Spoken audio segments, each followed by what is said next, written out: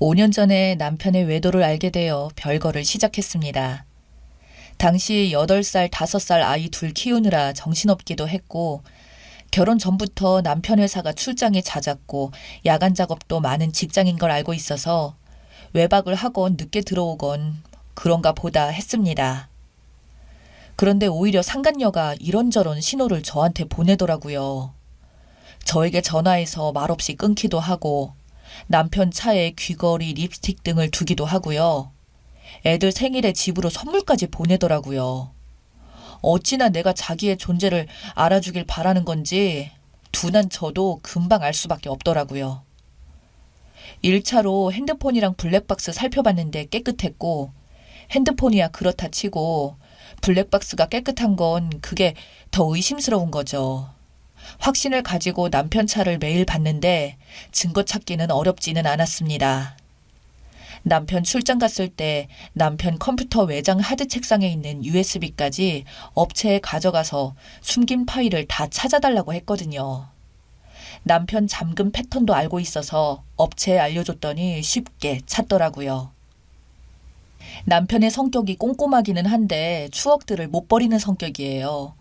저랑 연애 시절 문자들도 다 파일로 저장해가지고 있는 사람이고, 가족 사진들도 제가 아니라 남편이 파일로 정리해가지고 있고, 연애 시절 간단한 쪽지 하나도 다 모으는 사람입니다. 신혼 초 전 애인들과 흔적들도 못 버리고 가지고 있다가 싸움이 난 적도 있었죠. 미련이 아니라 자기 청춘의 흔적이고 추억이라서 못 버린다고 하던 사람이에요. 외도도 추억인데 다 모아가지고 있을 게 뻔했거든요. 결국 잘 정리해 놓은 파일을 찾았고 증거 들이대니 잘못했다고 빌더라고요. 간단한 문서 작업만 하지 컴맹에 가까운 제가 그걸 어떻게 찾아낼지는 몰랐나 봐요. 상간녀를 만났는데 저보다 9살 어린 아가씨는 미인은 아니고 평범했지만 젊어서 예쁘더라고요. 당시 29살인 상간녀가 눈물 픽 흘리면서 남편을 사랑한다고 하더라고요. 듣는 순간 내가 두 사람 갈라놓은 마녀인 줄 알았어요. 잘못했다고 하면서도 내심 일이 터져서 이혼하기를 바라는 소망은 숨기지도 못하더라고요. 남편은 이혼만은 하지 말아달라고 애원을 했고 결국 별거의 탈을 쓴 이혼을 했습니다. 재산 분할하고 양육비 받고 있고 양육비에 대해 공증도 받았어요. 공동 명의였던 집을 제 소유로 넘겨받았고 결혼자금은 반반이었습니다. 양육비 월 300만 원씩 받기로 했어요. 남편이 부자는 아니고요. 전 재산 저한테 넘긴 집 한 채가 다였습니다. 급여는 당시 실수령 500만 원 될란가 말까였죠.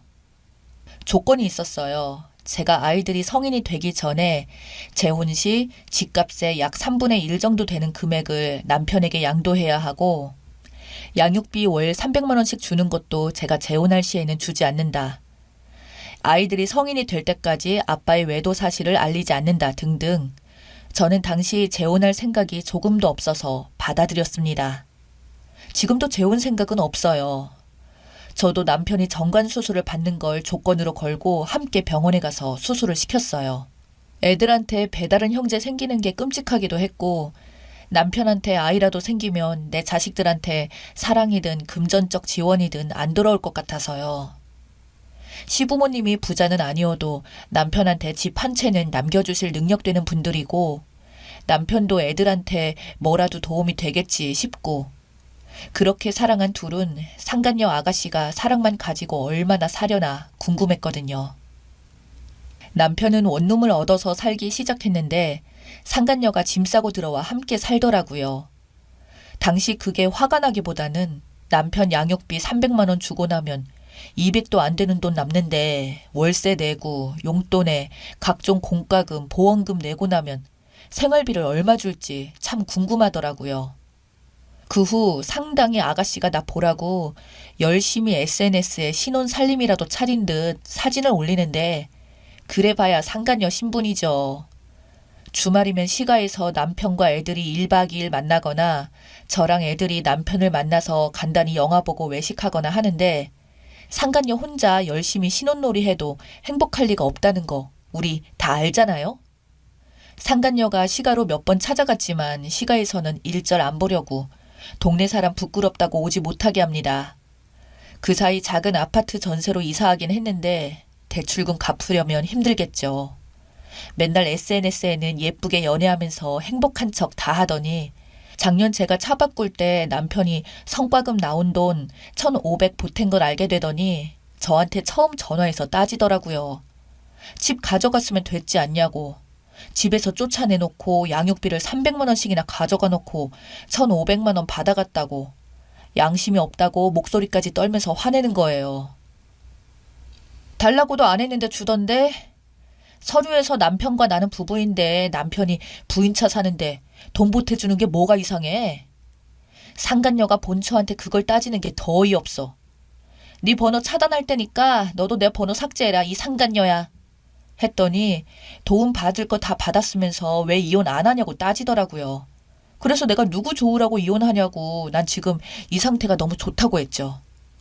그러다가 올 초에 상간녀가 집 근처까지 찾아와 만나달라고 하기에 5년 만에 처음 얼굴 봤는데 이제 34살이 된 상간녀가 팍 사갔더군요. 할 말은 이혼해달라는 거였습니다. 바보 같은 게 남편이 이혼 안 하려는 걸 아직도 모르더라고요. 자기도 결혼해서 살고 싶다고. 애가 멍청한 게 아직 남편이 수술한 것도 모르는 눈치였습니다. 알려줄까 하다가 그냥 5년 전 그 상간녀가 저한테 한 말을 그대로 돌려줬네요. 넌 사랑만 있으면 사는 거 아니었니? 부부라는 굴레에 갇혀 애들 때문에 억지로 사는 거 슬픈 일이라며. 천년 만년 그 예쁜 사랑 열심히 뜯어먹고 살아요. 넌 부부라는 굴레에 갇혀 살지 말고 라고 해줬네요. 남편 놈도 용서한 게 아니에요. 상간녀보다 남편이 더 미워요. 남편도 죗값 충분히 치르고 있다고 생각해요. 그리 이뻐하는 애들 못 보고 지방에서 돈 번다고 애들한테 거짓말해야 되고 13살 큰딸은 이미 눈치가 빠르고 아들은 눈치가 없어서 엄마 아빠 다 같이 놀러 가자. 뭐 이딴 소리 맨날 내뱉는 아들을 감당하기 힘들겠죠. 부모님 앞에서는 죄인이어야 하고 별거 당시에는 언젠가 저랑 화해할 수 있는 희망 때문이었거든요. 애들에 대한 죄책감 때문이었든 뭐든 수술을 요구하는 내 요구를 들어주는데 5년이 흐른 지금 그 속이 어떨까 싶어요. 물론 열심히 원하면 난임 치료를 통해 아이를 가질 수 있겠지만 남편이 이제 44살인데 애 둘 있는 마당에 그렇지 안 하겠죠. 참 궁금해요. 이제 5년이 지났는데 앞으로 5년 지나면 39살에 49살인 저 둘은 알콩달콩 함께 살고 있을까요? 바보 같은 상간녀 아가씨는 그때까지도 남편이 수술한 걸 알까요? 모를까요? 우리 애들 대학 갈 때까지 이런 지저분한 사정 몰랐으면 좋겠는데 큰딸은 워낙 눈치가 빨라서 조심해도 알게 될 텐데 아직까진 엄마 아빠 사이가 나빠서 따로 산다고만 알고 있거든요. 외도나 아빠가 동거 중이라는 사실은 몰라요. 상처 많이 안 받기만을 바랄 뿐입니다. 추가입니다. 남편 수술은 제가 강제로 시킨 게 아니에요. 남편도 애들한테 배다른 형제까지 만들지 말라는 제 의견에 동의를 했었고 그 증거로 수술을 요구한 것뿐입니다. 이혼은 남편이 원하면 언제든 해줄 생각이에요. 남편한테 미련이 없고 그 누구와도 재혼할 생각이 없고 연애조차 생각이 없습니다. 남편 없는 여자는 또 없는 대로의 즐거움이 있습니다. 저는 불행하지 않아요. 제가 생각하는 상간녀에 대한 최대의 복수와 보상은 돈이에요. 한 부모로 애 키우는데 돈 없으면 비참하지요. 댓글 소개해드릴게요. 다들 주작이라고 하시는데 실제로 저렇게 사는 사람 봤습니다. 남자가 바람기가 많아서 애들은 전처한테 주고 자기는 젊은 여자를 택하고 그래도 제 새끼 부족함 없이 키우라고 집도 주고 양육비도 큰돈 또박또박 주는 걸 알아요. 아이들이 전부 사립학교를 다녀서 압니다. 동거하는 집에도 자기 애들 불러서 좋은 음식 사 먹이고 먼 일 나면 후다닥 달려가서 처리하고 이쯤 되면 동거는 뭘 보고 하는 건지 의아해집니다. 몇 년 그렇게 살더니 여자는 그 남자 버리고 고향 가서 다른 남자와 결혼. 그 뒤로도 그 남자 다른 여자 만나서 재혼합니다. 그런데 절대 아이는 안 만듭니다. 다들 남자가 멍청하고 순진하다고 하는데 천만의 말씀. 그 남자가 진짜 진짜 무서울 만큼 야가 빠진 남자예요. 이게 진짜 현실적인 사이다지. 그 둘 다시 만나면 꼭 둘이 천년 만년 행복하게 꼭 붙들고 살라고 해요. 서드 만들기 싫으면 피부 관리하고 사생아도 둘 셋 달고 오라고 하시고요. 그게 찐 복수죠. 상간녀는 자기가 영원히 20대 아가씨인 줄 알았을 거고 자기 사랑이 평생 갈 줄 알았는데 본인은 그냥 상간녀, 그 이상 그 이하도 아니고 혼인 신고도 못하고 자기 친구들은 다 결혼해서 애도 낳고 그럴 텐데 이제 와서 현타 왔나 보네요. 처음에는 세기의 사랑인 줄 알았는데 지나고 보니 일개 상간녀니까 이제 못 견디는 거죠. 쓰니도 애들 대학 가면 이혼하세요. 증거 다 가지고 계시죠. 늙은 남편 수발될 수 있으니 몇 년만 참으면 되겠네요. 시부모도 그것 때문에 쓰니한테 뭐라고 못하고 벙어리 냉가슴 앓고 있을 거예요. 재혼해서 애들한테 말하고 애들 힘들게 사는 거 보면 어떤 상황이라도 재혼은 말자 생각하는데 돌아서 생각해보면 쓰니처럼 하는 게 현명한 것 같아요. 더럽게 엮이지 말고 쿨하게 갈라서라며 정신승리 중이라는 분들은 부모가 안 되어 보신 분들이지 않을까 싶어요. 엄청 현명하신 분이에요. 저도 애엄마인데요. 여자는 남자 없이도 살아요. 그런 거지 같은 놈이면 돈만 뜯어내고 서로 신경 끄고 살면 베스트죠. 애들도 많이 컸을 텐데 나중에 인생 즐기며 사시길 바라요. 속 시원한 열린 결말의 영화를 본 듯 하네요. 그냥 친한 친구에게 말하듯 글을 써도 될까요? 쓰니는 엄마로서의 의무를 선택하셨고 전 남편은 남자로서의 선택을 한 거겠죠. 누가 봐도 비난의 화살은 전 남편에게 향하고 그 사람은 그냥 저냥 남의 남자잖아요. 신경 쓸 대상이 아닌 존재 때문에 우리 신경 쓰지 말아요. 우리 중요한 게 무엇인지 정확히 알고 거기에 집중해요. 너무 속물 같지만 살다 보니 돈과 자녀들이 중요한 것 같아요. 정확히는 바르고 열심히 번 돈과 사회에서 제 역할을 하는 바르게 큰 아이들이요. 아이들은 현명한 쓰니님께서 잘 키우실 것 같다 패스하고 돈 얘기를 해도 될까요? 이런 댓글창에 돈 얘기라 쓰는 저도 웃기지만 당당한 혼자이신 분들은 남자가 아니라 부동산이나 금융자산 등 자산에 집중하고 시간의 지남에 따라 강해지는 것 같아요. 말로 아닌 글을 쓰니 정말 답답하네요. 저도 글쓴이님 응원합니다.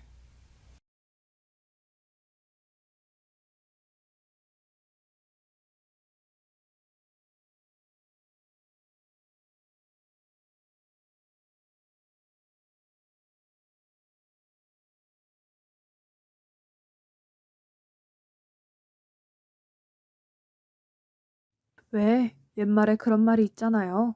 하늘에서 인연을 점찍어 준다는 말이요. 오늘 제 사연을 들어보시면 아마 그 말을 수긍할 것 같아요. 낙엽은 지지만 언젠가는 다시 싹이 나듯이 우리들의 앞날에도 항상 싹이 트겠죠. 이 사연을 보내는 이유는 한 분 한 분에게 잘했다는 말 한마디를 듣고 싶어서입니다. 제 선택이 앞으로 어떤 결과를 가져올지는 잘 모르겠지만 이제는 후회하지 않으려고요. 제 여자친구는 요즘 말로 금지오겹 외동딸이었습니다. 따뜻한 마음씨인 장인 어른과 장모님 아래에서 자라서 그 누구보다도 착하고 때로는 바보 같을 정도로 순진한 사람이 제 여자친구였어요. 살면서 꽤 많은 연애를 했지만 제 여자친구 같은 사람은 처음이었습니다. 한없이 약해 보이기도 하면서 중요한 순간에도 강한. 저는 그런 여자친구를 참 멋있다고 생각했어요.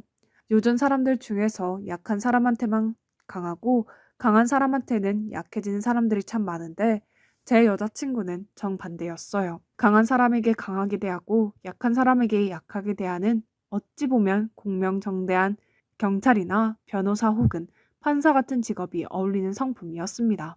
처음에 여자친구랑 사귈 때는 신기했어요. 어떻게 이런 사람이 다 있지 하고요.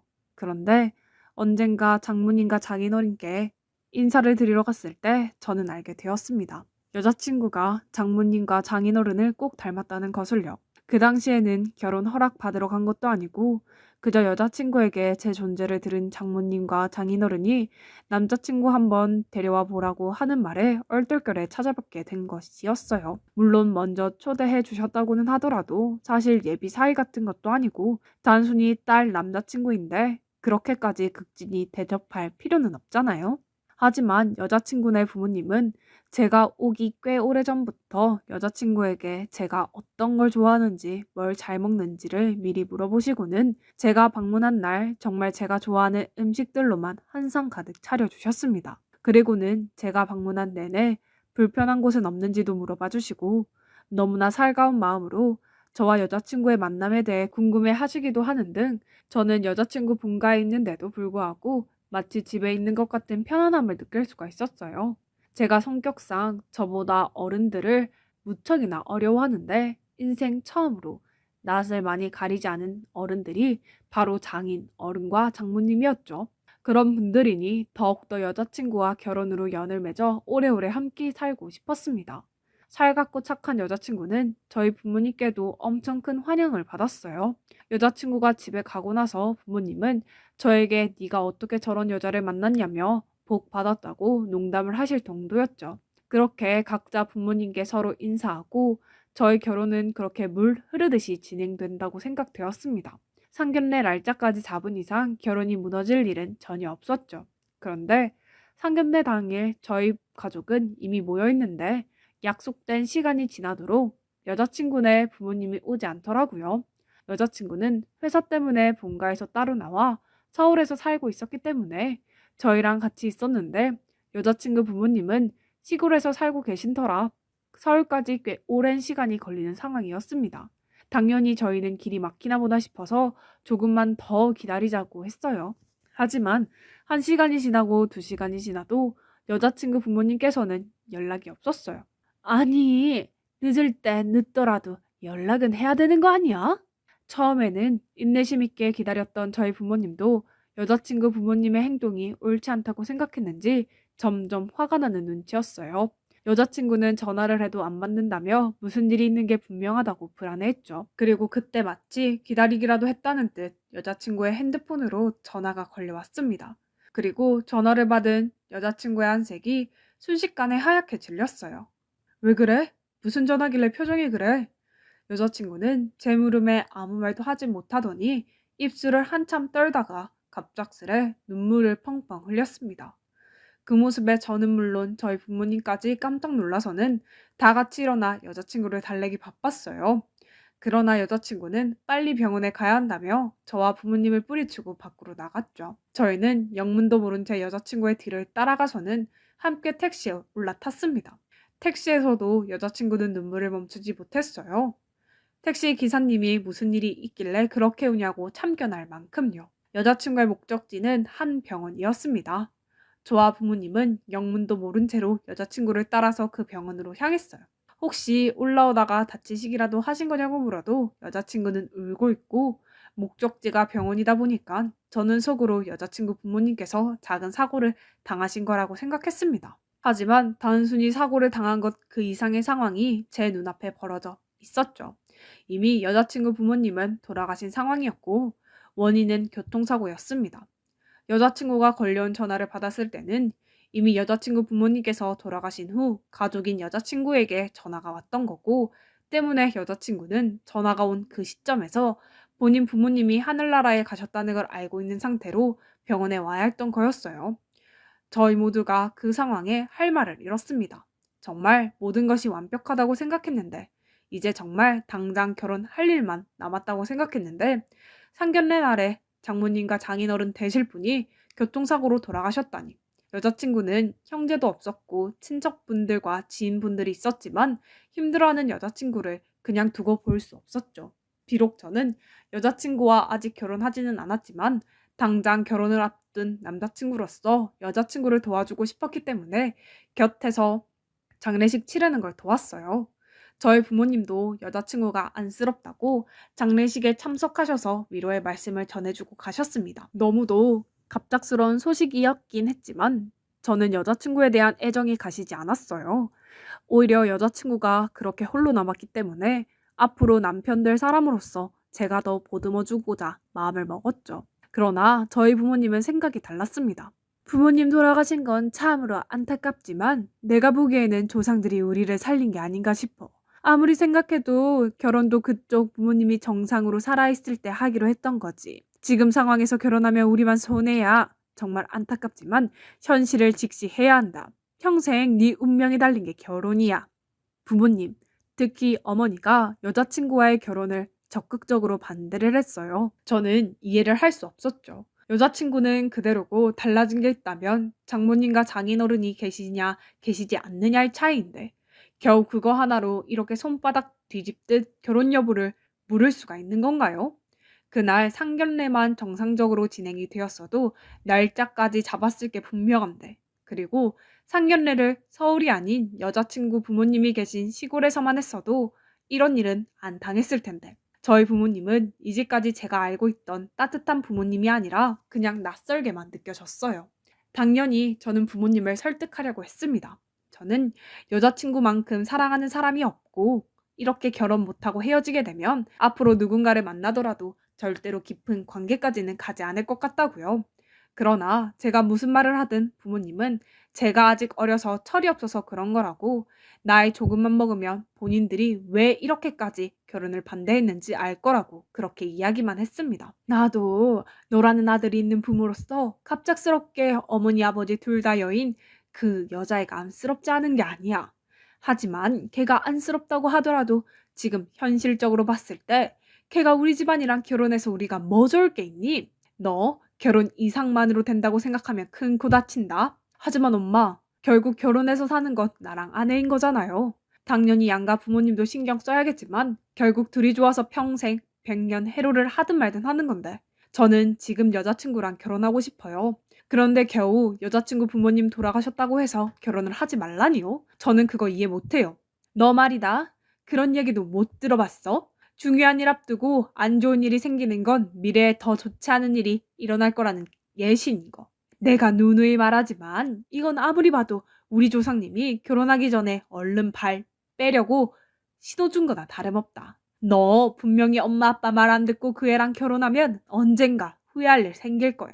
그때 가서 엉엉 울면서 부모님 말 들을 걸 그랬다고 후회하지 말고 그냥 지금 우리 말 듣고 걔랑 헤어지고 더 좋은 여자 만나. 세상에 여자가 그게 하나니? 하지만 엄마, 하지만이고 뭐고 없어. 이 엄마는 절대 마음 안 변한다.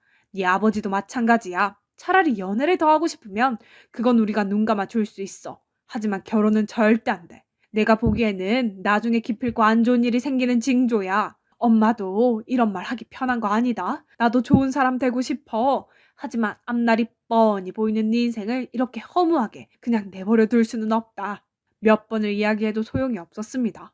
예비 장인어른과 장모님이 돌아가신 것을 좋지 않은 일이 일어날 것이라는 징조라고 굳게 믿고 있는 부모님은 제가 어떤 말을 해도 절대로 여자친구와의 결혼을 허락하지 않을 것만 같았어요. 그래도 그나마 어머니보다 아버지 쪽이 설득하기 쉬울 것 같아서 어머니 없는 사이에 아버지와 얘기를 해보려고 했지만 아버지도 미안하다는 뜻 말씀하시면서 그 부분에 대해서는 어머니와 생각이 같다고 굳건하게 이야기했습니다. 너희 엄마가 조금 과격하게 말한 건 없지 않지만 이 아빠도 그렇게 생각한다. 하필 그날 그런 사고가 일어났다는 게 영 심상치가 않아. 아무리 미신이라고는 하지만 괜히 무시하고 나중에 큰일 겪는 것보다는 미리 예방하는 차원에서 신경 쓰는 게 좋지 않겠니? 아빠도 그런 미신을 믿으세요? 저는 그런 거 안 믿어요.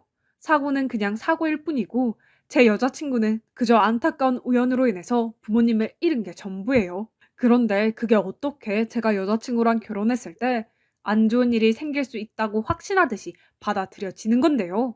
그래, 너도 지금 당장은 네 여자친구가 너무 좋고 사랑하니까 받아들이기 힘들 수가 있다. 하지만 아빠도 결국에는 엄마랑 같은 생각이야. 첫 단추부터 어긋난 관계를 굳이 바로잡을 필요는 없다. 너는 젊고 지금 그 여자만큼 사랑할 수 있는 다른 사람을 만날 수 있을 거야. 그러니 마음 정리해라. 우리도 너보고 당장 헤어지라고는 안 해. 엄마도 그랬잖아. 연애는 해도 괜찮다고. 그저 결혼만 하지 마라. 사람은 때로는 너무 하고 싶지 않고 힘들어도 꼭 해내야만 할 때가 있는 법이야. 지금 네가 그것들을 해내야 할 시간이고 당장 끊어내는 것이 힘들지라도 조금씩 마음을 덜어내면 분명 나중에 그래, 그때 그런 일도 있었지 하고서 먼 옛날 얘기처럼 떠올릴 수 있는 그런 날이 올 거다. 아버지까지 강하게 반대하는 통에 저는 더 이상 제 의견을 말할 수 없었어요. 여자친구 얼굴을 보기에도 너무 미안하더라고요. 여자친구는 그렇게 힘든 와중에도 여전히 저를 생각하면서 사랑해주고 아껴주는데 저는 겨우 결혼 허락 하나 제대로 받지 못해서 쩔쩔매고 있는 꼴이 부끄럽기도 하고 제 스스로가 원망스럽기도 했습니다. 자주는 아니더라도 이전처럼 여자친구를 만났지만 차마 결혼 이야기를 꺼낼 수도 없고 그렇다고 아직 좋아하는데 헤어질 수도 없어서 대면대면 만남을 이어왔죠. 여자친구도 아마 눈치챘을 겁니다. 그 전까지만 해도 저는 늘 제가 먼저 결혼 이야기를 꺼내면서 우리 얼른 결혼했으면 좋겠다며 신혼집 생기면 당신이 좋아하는 걸로 잔뜩 꾸미자고 그 누구보다 결혼 생활을 기대하고 있는 주로 많은 얘기를 꺼냈는데 여자친구 부모님이 돌아가신 이후 눈에 띄게 결혼 이야기를 하지 않고 데이트를 하더라도 예전처럼 밝게만 대하지 못하는 모습을 보였으니까요. 아닌 척해도 여자친구는 눈치가 빠른 편입니다. 감히 예측을 하자면 여자친구도 저를 계속 좋아하고 있는 상황이었기에 아마 본인이 먼저 헤어지자고 하기는 힘들었을 것 같아요. 그렇게 여자친구 부모님이 돌아가시고 한 두 달 정도를 열렬하게 연애하는 것도 그렇다고 헤어진 것도 아닌 애매한 상태로 지냈습니다. 그런데 저희 어머니는 그런 모습조차 보고 싶지 않았는지 제가 모르는 사이 여자친구에게 전화를 걸었나 봅니다. 우리 헤어지자. 처음에는 갑자기 여자친구가 먼저 헤어지자는 얘기를 꺼내길래 제가 너무 미적지근하게 대해서 화가 났나 싶었습니다. 저는 당연히 미안하다고 나한테 화난 거 있으면 풀어달라고 빌었고 여자친구는 그런 거 아니고 이렇게 계속 이어가 봤자 서로에게 도움이 될 게 없다면서 계속 헤어지자고 하더군요. 나 진짜 너랑 못 헤어져. 갑자기 왜 헤어지자고 하는 건데? 미안해. 나는 우리가 헤어지는 게 훨씬 좋을 것 같아. 집에 와서 여자친구의 행동을 곰곰이 곱씹어봤어요. 불과 얼마 전에 만났을 때만 해도 헤어짐에 대한 기미는 전혀 보이지 않던 여자친구였어요. 그런데 갑자기 왜 이렇게 나오는지 의아했는데 문득 저희 부모님이 생각났습니다. 상견례를 앞둔 어느 날 부모님은 제 여자친구 번호를 알아가셨거든요. 그런데 어쩐지 어머니가 여자친구에게 뭔가 이야기했을 거라는 직감이 들었어요. 그래서 저는 그 즉시 어머니에게 찾아갔죠. 엄마, 혹시 내 여자친구한테 전화해서 나랑 헤어지라고 했어?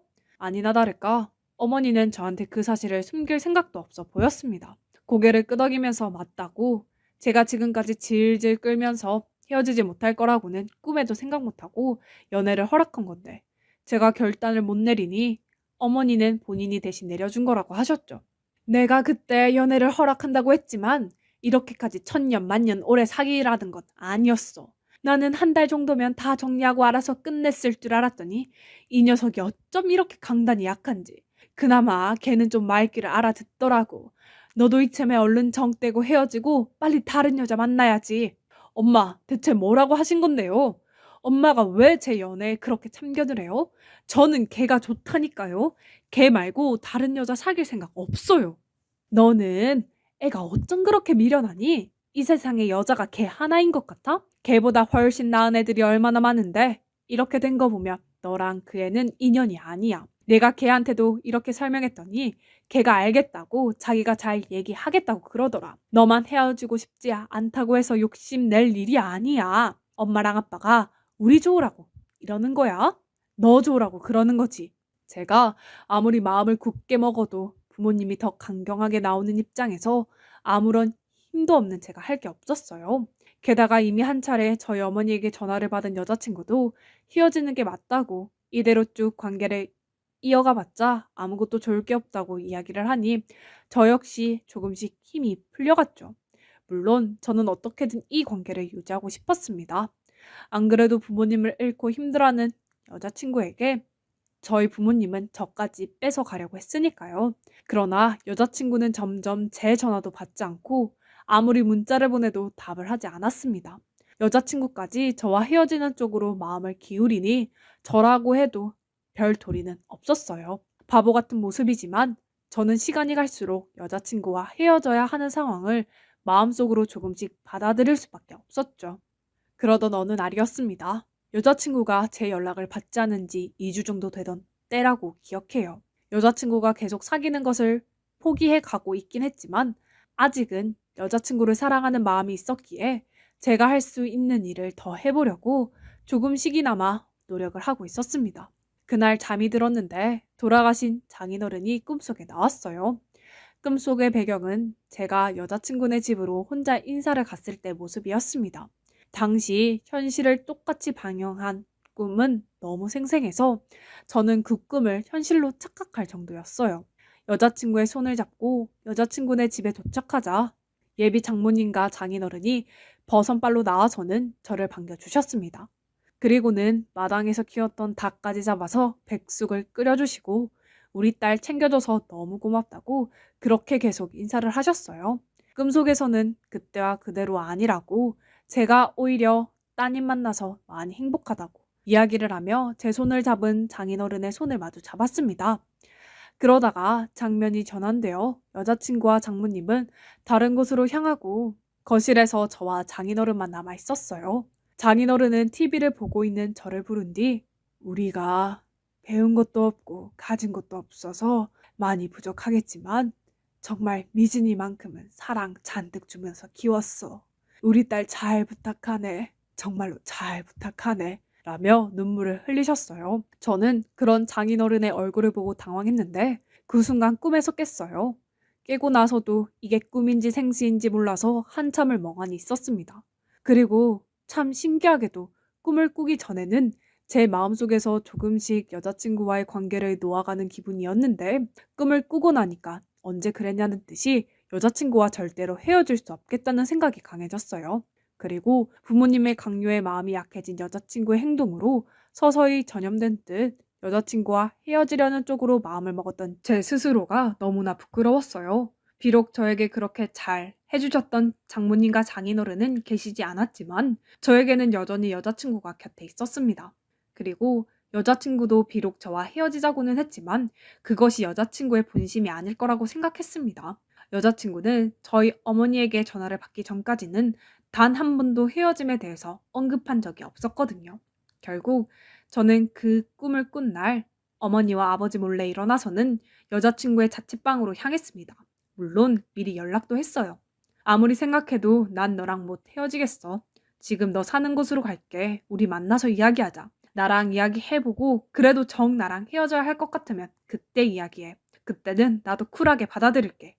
다행히 여자친구가 깨어 있었기에 저는 이른 새벽에 무사히 여자친구가 사는 집에 들어갈 수 있었습니다.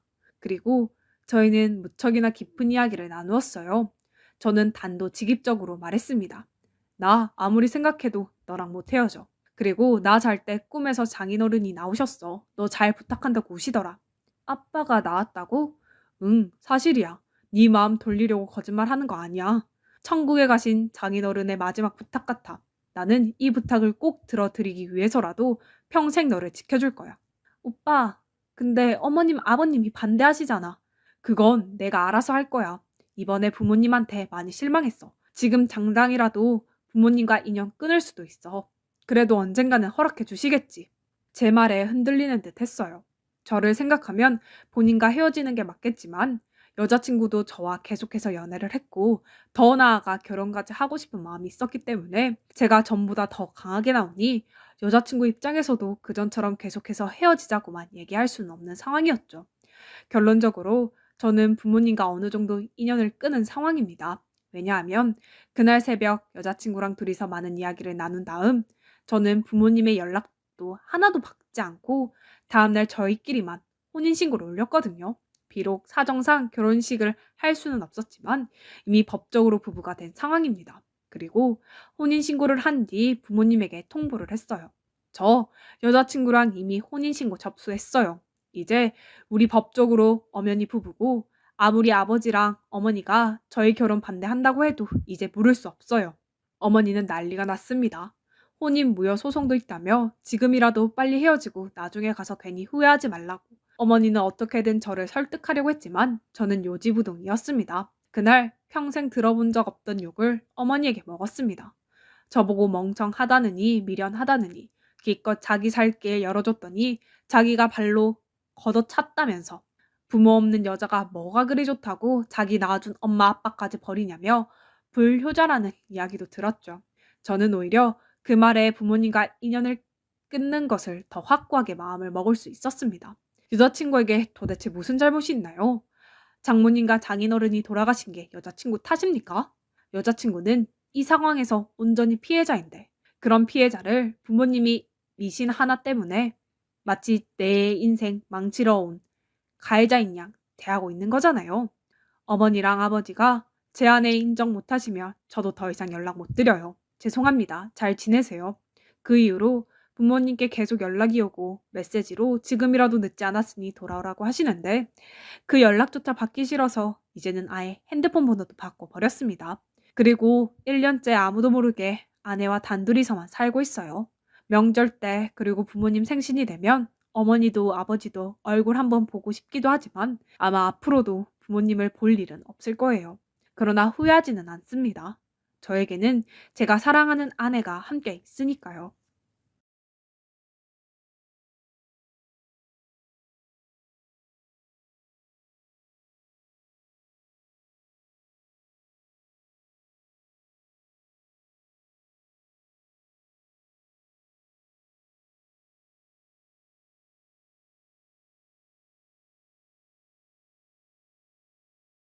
안녕하세요. 나름 살 만큼 살아서 인생을 안다고 생각했는데 갈수록 선택의 연속이라 오늘도 고민이 많은 60대 여성입니다. 자식을 키우며 산다는 것은 왜 이렇게 힘든 걸까요? 낳는 순간부터 평생을 자식에 매여 사는 느낌이 들어 오늘은 깊은 한숨만 내쉬게 되네요. 저에겐 아들 하나와 딸 둘이 있고 이 아이들을 낳고는 정말 열심히 살아왔네요. 나름 해줄 수 있는 것들은 다 해주겠다며 뒷바라지를 해주었고 정말 아이들만 보면서 살았어요. 그렇게 아이들 공부를 시키고 취업하는 것을 보면서 시간이 지나다 보니 어느덧 시집 장가를 갈 때가 되었더군요. 딸들도 하나 둘씩 결혼하고 막내 아들도 결혼할 여자가 있다고 말을 꺼냈어요. 줄곧 누군가를 만나는 것 같긴 했는데 갑자기 결혼이라는 말을 꺼내니까 좀 당혹스럽기는 했네요. 엄마, 내가 진짜 좋아하는 여자야. 정말 결혼하고 싶어요. 이렇게 말하는 아들의 말에 마침 홍기도 찼으니 저도 딱히 말할 이유는 없었어요. 그런데 뒤이어 아들이 꺼낸 말은 뭔가 느낌이 좋지 않더라고요. 왠지 모르게 쎄하다 싶었는데 저도 인생을 헛산 건 아니었는지 나쁜 예감이 딱 맞아 떨어지더군요. 근데 엄마, 한 가지 말해둘 게 있어요. 뭔데 그러니? 듣고 놀라시면 안 돼요. 한동안 뜸을 들이던 아들은 딱히 기복 없이 살아왔던 제 인생에 갑자기 돌을 던지는 것 같은 말을 했습니다. 저기 여자친구가 고아원에서 자랐어요. 그래서 부모님이 안 계세요. 저는 듣고 너무 놀라서 바로 대답이 나오지 않더라고요. 고아라뇨. 부모님도 없이 어디서 어떻게 자랐는지 알 수도 없는 아이라니요. 부모가 없다는 사실 자체는 측은하긴 한데 이게 남의 일이었다면 아마 저는 그게 뭐가 문제냐고 말했을지 모릅니다. 하지만 사람 마음이 참 간사하기도 한 것이 이게 제 자식이랑 연관된 일이 되고 내 가족을 드리는 일이 되다 보니까 저도 이런 생각이 가장 먼저 들더라고요. 스스로에게 실망스러울 만큼 제 입장만 우선하게 되었네요. 아들은 제 눈치를 보더니 떠듬떠듬 말을 이어갔어요. 엄마, 근데 정말 좋은 애예요. 사실 말은 안 했지만 나 저번에 아팠을 때 간호해준 친구도 그 친구예요.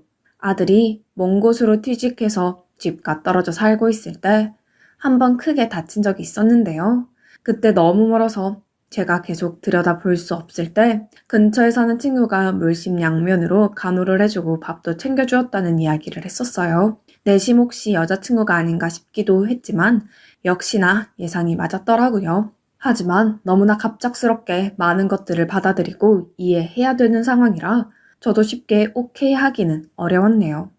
그래도 어쩌겠습니까? 일단 저와 남편을 비롯하여 결혼한 딸들도 불러서 함께 만나보게 되었어요. 그런데 정말 아이러니하게도 예상을 벗어나는 일이 생기게 되었네요.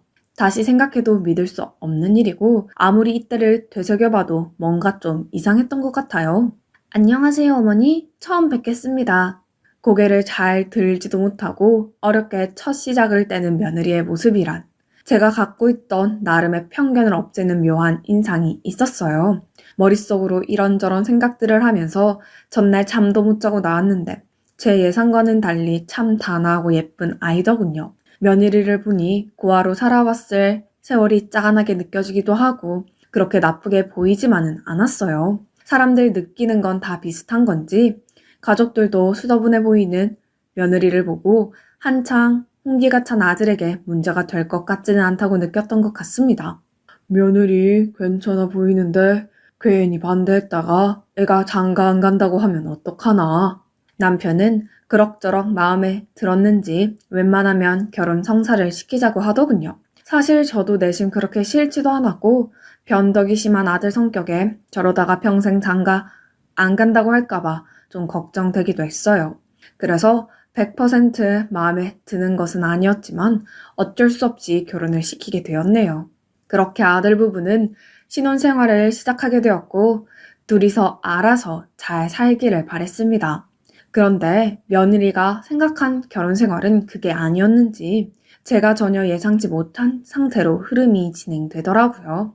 저를 비롯하여 온 가족들이 놀랄 정도로 며느리는 180도 변했습니다. 매일같이 아침마다 아들과 함께 저희 집에 오고 종일 저와 함께 있으면서 같이 장을 보고 집안일을 돕고 하루 종일 제 옆에만 붙어 있는 것이었습니다. 솔직히 저희 결혼한 딸들도 이러지는 않았는데 저는 처음에 이런 생활이 실감나지 않아서 조금 당황스러웠어요. 아니, 어머님, 제가 있는데 왜 어머님께서 일을 하세요? 저한테 맡기시고 쉬세요. 생전 들어보지도 못했던 말을 며느리에게 들으면서 저는 어느새 며느리가 해주는 밥과 간식들을 먹으며 어정쩡하게 앉아있게 되었네요. 그렇게 매일 저와 있고 저녁에 아들이 여기로 퇴근하면 나란히 넷이서 저녁 먹고 설거지까지 다 하고 우리가 쉬는 걸 보고 가기를 계속 하더군요. 그렇게 몇 주간을 지내고 난 뒤 쑥기 없는 며느리가 어렵게 뗀 말을 듣고 며느리의 입장을 조금은 이해하게 되었어요. 어머니, 저는 고아로 자라서 내내 엄마 있는 애들이 부러웠어요. 같이 음식도 해먹고 싶고 수다도 떨고 그렇게 해보고 싶었어요. 혹시 제가 너무 귀찮게 해드리는 건 아니죠? 이 말을 들으니 어찌나 며느리가 짠하게 느껴지던지요. 저도 자식을 셋이나 낳아서 알지만 부모와 아이의 관계라는 게 얼마나 많은 감정들로 뒤엉켜 있는 관계인가요? 그것을 한 번도 느껴보지 못하고 늘 간접적으로 상상만 했었다고 하니 가슴이 아팠습니다. 그 후 저도 마음을 조금씩 열고 며느리와 마주하는 것을 좀 더 편히 하게 되었네요. 제 딸들과도 못 해봤던 단둘이 영화 보러 다니는 일, 쇼핑하는 일까지 빠짐없이 따라다니는 며느리를 보니 저는 왠지 늙음하게 어린 친구가 생긴 것 같은 마음마저 들 정도였네요. 하도 같이 장 보러 다니고 매일 운동도 같이 다니고 하다 보니 동네 사람들이 막둥이 딸이 또 있던 거냐며 너스레를 떨더군요. 그렇게 금세 2년이 흘렀고 짧다면 짧고 길다면 긴 시간 서로 눈만 봐도 무슨 생각을 하는지 알 정도로 저와 며느리는 붙어 지냈네요. 참 세상 일이란 짓궂은 거지 이쯤 되면 살만하다 싶을 때 모든 것을 뒤엎어버리는 일들이 꼭 일어나는 것 같아요. 네가 감히 세상을 우습게 보냐고 야단치듯이 말이에요. 간단하게 말하자면 제 아들이 아주 큰 사고를 쳤다는 것입니다. 원래 감정 기복이 심하고 툭하면 변덕을 부려대서 곧잘 저와 남편의 속을 썩였어요. 그런데 이제 남인 며느리의 속까지 썩이게 되었네요. 남자가 되어서 결혼한 아내를 속썩인다는 것이 무슨 의미이겠습니까?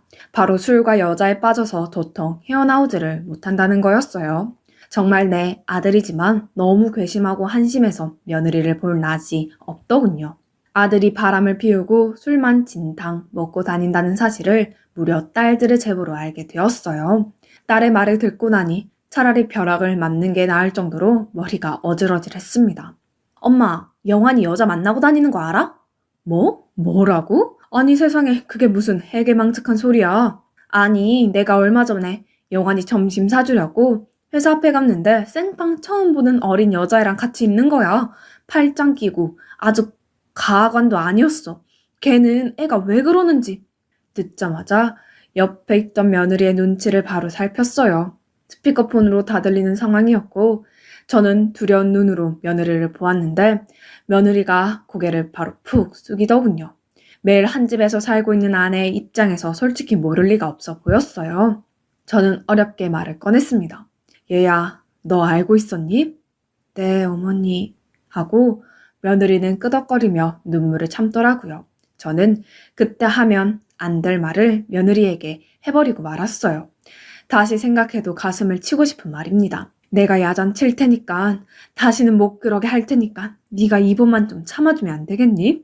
다시는 안 그럴 거야. 지금 생각하면 참 끔찍한 말인 것 같습니다. 며느리가 제 딸이었다면 저는 이런 소리를 감히 하지 못하고 미친 듯이 분노했을 거예요. 그러나 그런 아들도 제 딴엔 자식이라고 감싸게 되더군요. 네, 어머니. 여기서 반박하고 대든다고 해도 저는 크게 할 말이 없는 입장이었는데 불쌍한 며느리는 저 한마디만 남기고 돌아서서 집안일을 계속하는 것이었어요. 그 뒷모습을 보니 안쓰럽고 너무나 미안했습니다. 그날 저녁 저는 아들을 따로 불렀고 누가 볼까 무서워 낮은 소리로 한참을 야단쳤습니다. 그런데 아들의 태도는 영 시원치 않았습니다. 아, 알았어. 엄마 좀 그만 말해요. 내가 알아서 할게.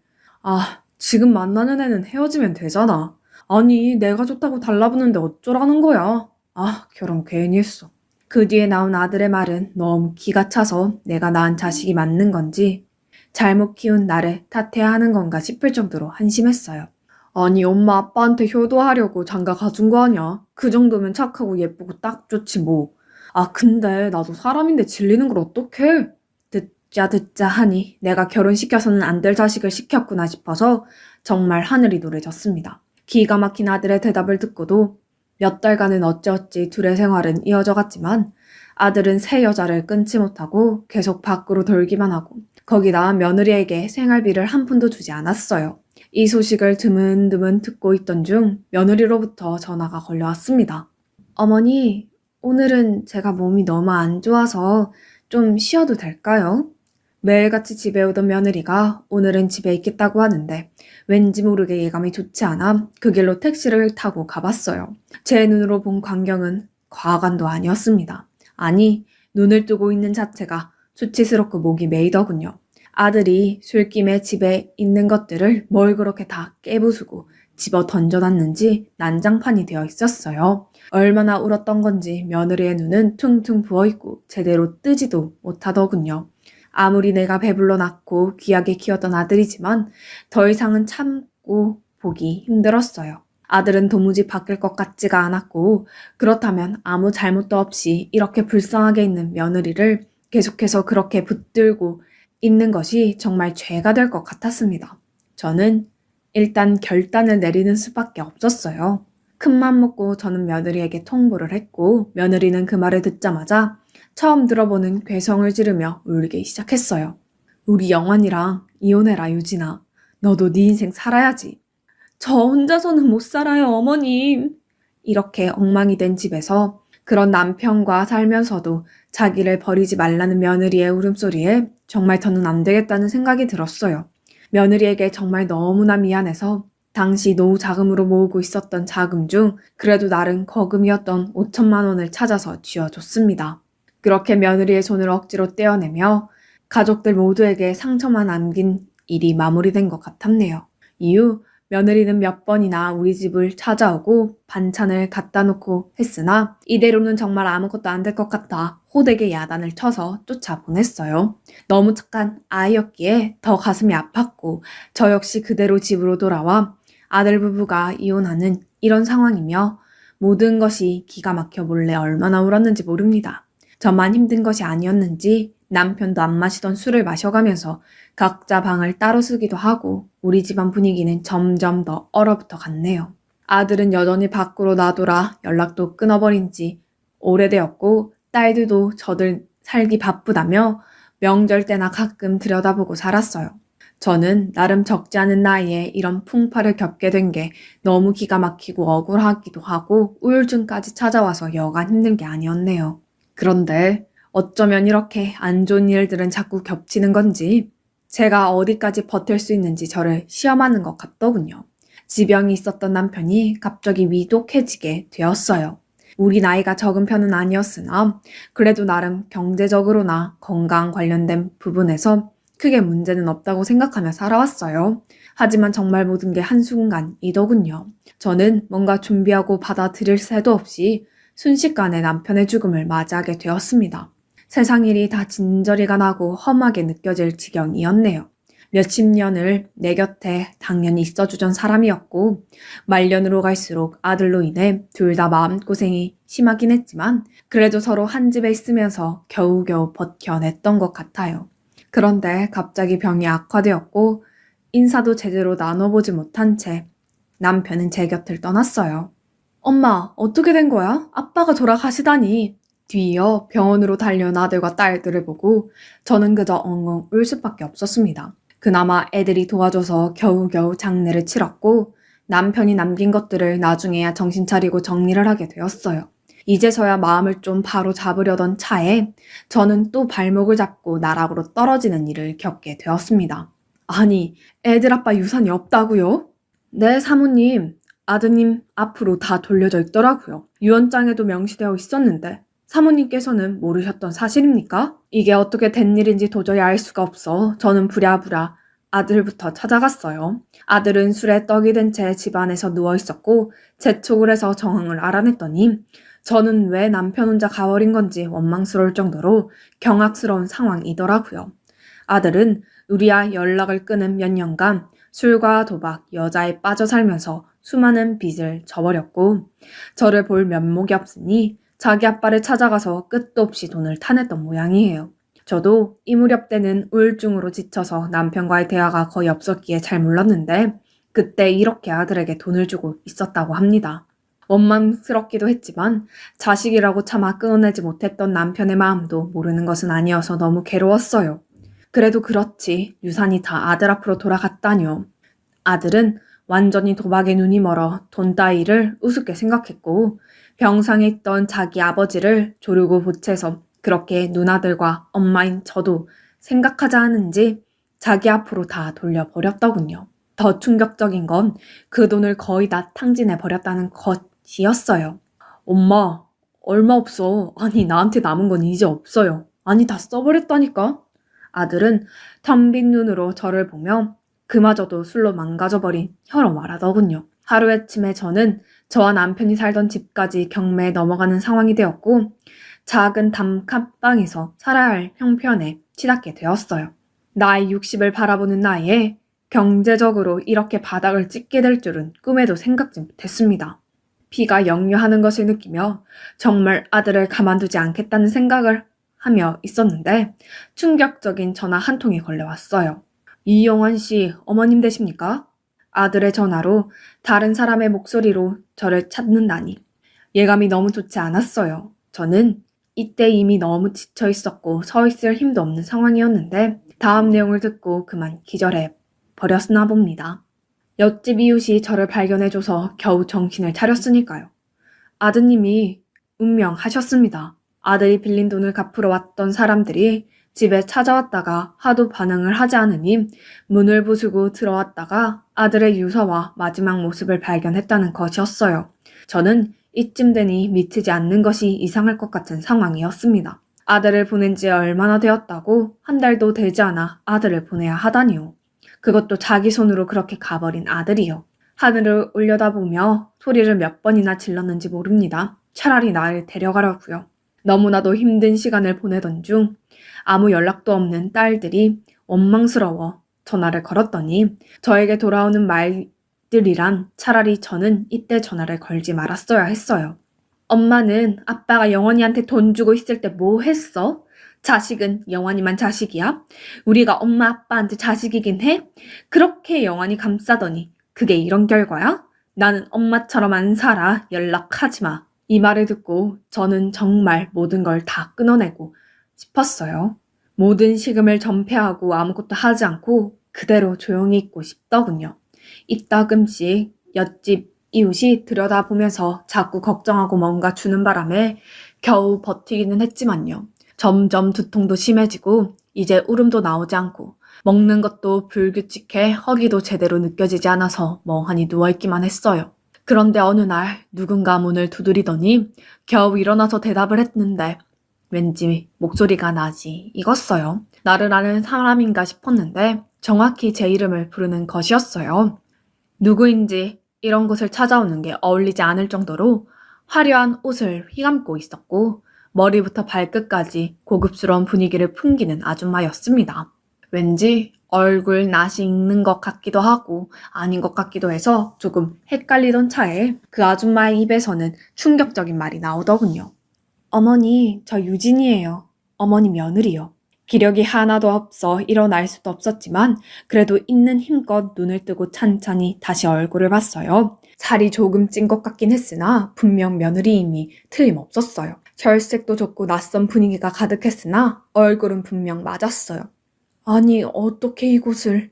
겨우 입을 떼는 저를 며느리는 와락 끌어안더니 엉엉 울더군요. 한참이나 그렇게 울고 저도 그만 그간의 삶에 대한 서러움이 터져나와 영문 모를 울음이 쏟아져 나왔어요. 서로 부둥켜 안고 우느라 각자의 어깨가 너무 젖어서 민망할 정도가 되어서야 몸을 떼었습니다. 며느리는 제 아들과 이혼한 후 좋은 남자를 만나서 재혼을 했고 남편의 사업이 잘 되어 점점 부유하게 되었다는 겁니다. 한동안 세상과 연을 끊으며 지내왔던 제가 듣고 어렴풋이 알 정도면 상당히 유명한 곳인 듯 했습니다. 어쩌다 절 찾게 됐는지 물었고 그 뒤에 하는 며느리의 대답은 정말 심금을 울리더군요. 어머니, 저에게 처음으로 엄마 같은 애정을 주셨던 건 어머니였어요. 맨날 얻어맞고 바보 취급을 당하던 저를 사람 대접해 주셨잖아요. 저에게 엄마란 어머니의 이미지밖에 떠오르지가 않더라고요. 저는 그닥 잘해준 것도 없는데 듣는 내내 그저 울음만 나올 뿐이었습니다. 제가 찾아가는 거 싫어하실까봐 그렇게 꾹 참아왔는데 도저히 견딜 수가 없어 얼마 전에 다시 알아봤더니 어머니가 힘든 상황에 계시다는 걸 알게 되었어요. 그래서 신뢰를 무릅쓰고 이렇게 찾고 찾아서 여기까지 오게 되었어요. 내 배 아파 낳은 아들도 딸들도 나를 버렸는데 이 아이는 내가 뭐가 볼 게 있다고 이 흥미진 동네에 있는 저를 찾아온 것일까요? 그 뒤에 이어지는 며느리의 말은 꿈인지 생신인지 혼란스러울 정도의 제안이었습니다. 어머님, 저희 집 근처 아파트를 하나 얻어놨어요. 제 마음대로 처리해서 죄송해요. 전에 사시던 동네에 있던 스타 아파트 아시죠? 재건축해서 더 좋아져서 어머니 편하게 모시기에 정말 좋겠더라고요. 제가 이제 어머니 며느리는 아니지만 그렇다면 딸로서 모시게 해주실 수는 없는 걸까요? 며느리가 말하며 내민 아파트 계약서를 보니 예전에 우리가 살던 부촌에 있던 곳이고 다시 재건축을 하고 있을 때 저희 집 가세가 기울어 영영 꿈도 못 꿔보고 나오게 된 곳이에요. 아마도 제 생에는 도저히 도전해 볼 수 없는 그런 엄청난 곳이었는데 며느리는 제 이름으로 계약을 해주고 그곳에 제 거처를 옮겨가게 해주었어요. 눈 깜짝할 사이에 일을 처리해버리곤 일주일에 2번은 꼬박 저를 찾아와서 종일 시간을 보내주는데 솔직히 아직도 이 생활이 실감나지 않습니다. 얼떨결에 며느리가 제발 그쪽으로 가서 같이 살자고 해서 오긴 했지만 이래도 되는지 민망스럽기도 하고요. 오래도록 상처있고 내리막막하던 저에게 며느리는 저를 다시 잡고 끌어올려주면서 매주 용돈도 주고 냉장고도 비지 않도록 채워주며 그렇게 저를 살갑게 섬겨주네요. 이렇게 인생이 180도 변할 수가 있는지 꿈을 꾸는 것 같아요. 저를 기억해준 며느리와 시간을 보내는 게 너무 감사하고 감지덕지한데 이런 저에게 또 다른 새로운 먹구름이 드리워지려고 합니다. 저는 조금이라도 편히 지낼 수 없는 운명인 걸까요? 바로 엊그제 친딸들이 대체 이 상황을 어떻게 알고 찾아온 건지 이 근처에 살고 있어서 뭔 소식이라도 들었던 걸까요? 매몰차게 연락을 끊을 때는 언제고 나란히 저를 찾아왔더라고요. 그래놓고 겨우 안정을 찾아가던 제 속을 다 뒤엎어버리는 말을 합니다. 엄마, 이서방이 사업하는 게 너무 안 돼서 나 진짜 못 살겠어. 애들 교육은 어떡해? 우리 거리에 나 앉게 생겼어. 엄마, 혼자 이렇게 좋은 집 살면서 딸들 생각은 안 해? 어찌 갈수록 제 원망만 하더니 끝은 결국 돈 얘기더군요. 그래서 그런데 이 아파트 담보로 우리 대출 좀 해주면 안 돼? 이 정도면 충분히 나을 것 같은데, 제발 부탁이야. 엄마 한 번만 해주라. 너무 머리가 아프고 한숨이 나와서 일단은 둘 다 쫓아보냈어요.